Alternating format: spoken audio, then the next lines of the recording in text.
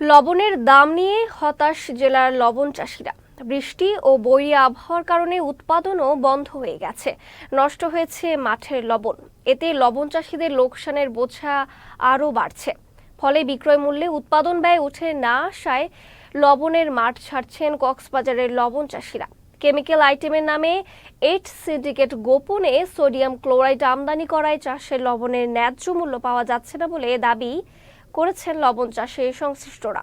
বিস্তারিত প্রতিনিধি আয়াস রনির পাঠানো তথ্যচিত্রে ডেস্ক রিপোর্ট।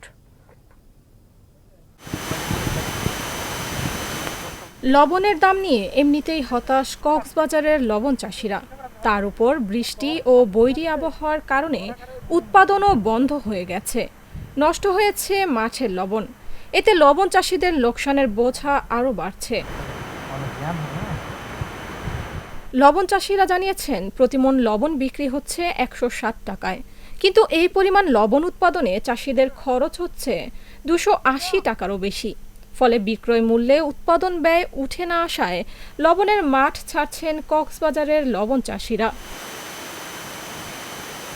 চাষিরা বলছেন লবণ মিল মালিক ও ব্যবসায়ীরা সিন্ডিকেট করে লবণের দাম কমিয়ে 160 টাকা নির্ধারণ করেছেন। কেমিক্যাল আইটেমের নামে 8 সিন্ডিকেট গোপনে সোডিয়াম ক্লোরাইড আমদানি করায় চাষের লবণের ন্যায্য মূল্য পাওয়া যাচ্ছে না বলে দাবি তাদের। কিন্তু যদি লবণের দাম বাড়িত আর কি শ্রমিকের দামও বাড়িত, লবণের দাম না দেয় এ হারণ আর কি জয়দা করে কি দামও না বাড়ার কি সিস্টেম আর 500 টাকা করে আরামদার এখন আরো 200 টাকা করি আর 300 টাকা কি থাকে 10 থাকে তারা ফুটাই না পারি আর কিছু 500 টাকা বাস হইলে আর কিছু পাই না। গত বছর হইলাম 1.5 লাখ, এবছর হয়েছে 4,000। এলা সদ্য গুণ হাজার চিন্তা করছেন আর কেন গেছিল 3 হাড়ির মাঝে গোয়াইলা 1,20,000, 1.5 লাখ মাঠ 18,000 টাকা পানি খরচ, 24,000 টাকা 24,000 টাকা ফুলতি খরচ আর তোর হানি প্রতি 1,04,000 টাকা খরচ।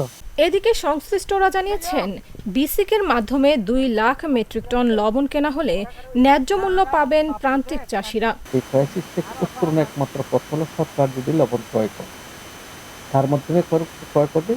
যেহেতু আমাদের বর্তমানে অভিভাবক বিসিকের মাধ্যমে যদি সঠিকভাবে লবণটা ক্রয় করে মিনিমাম 2 লক্ষ মেট্রিক টন, তাহলে এই ক্রাইসিসটা থাকবে না, চাষিরা উপযুক্ত দাম পাবে বলে আমি মনে করি। কোরবানির পশুর চামড়া সংরক্ষণের জন্য 1 লাখ মেট্রিক টন লবণ প্রয়োজন, যার কারণে মিল মালিকরা মাঠ পর্যায় থেকে লবণ কিনছেন।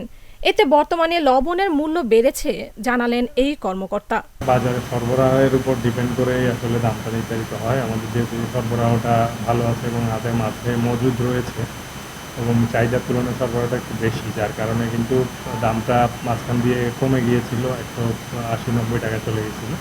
তবে এখন সেটা আবার কিছুটা বৃদ্ধি পেয়ে 270-80 টাকার মতো চলছে। আমরা আশা করছি হয়তো সামনে বর্ষাকাল পুরোদমে শুরু হলে তখন হয়তো লবণের দাম আর একটু বৃদ্ধি পাবে। লবণ ব্যবসায় সিন্ডিকেটের পকেটে লাভ ঢুকলেও বঞ্চিত হচ্ছেন চাষিরা। 2017 সালে বাফার স্টক গড়ে তোলার জন্য সরকার জাতীয় লবণ নীতির আলোকে পদক্ষেপ নেওয়ার ঘোষণা দিলেও তা এখনও কাগজে কলমেই সীমাবদ্ধ। দেশের অর্থনীতি ও লবণ শিল্পকে ধ্বংসের হাত থেকে বাঁচাতে সরকারের সংশ্লিষ্ট মন্ত্রণালয়ের জোর হস্তক্ষেপ কামনা করেছেন প্রান্তিক লবণ চাষিরা। Channel S news desk.